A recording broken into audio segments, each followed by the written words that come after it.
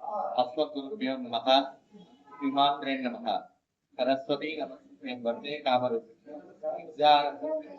मित्रभूमिका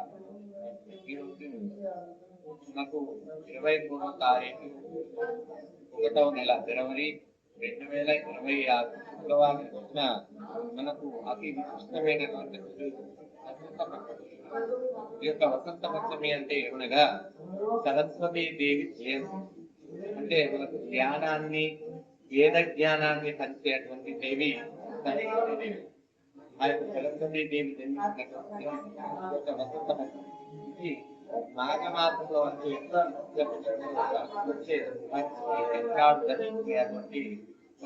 సాంప్రదాయంలో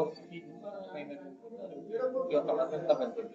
ఈ రోజు అమ్మవారికి సరస్వతీ మాత యొక్క ధ్యానం చేస్తున్నారు. చిన్నారులకు అక్షరాభ్యాసాలు కానీ సరస్వతి యొక్క అనుగ్రహం పొందడానికి చిన్నారులతో సరస్వతీ దేవి యొక్క పూజా కార్యక్రమాలు చేసేయడం కానీ చాలా విశిష్టమైనటువంటి.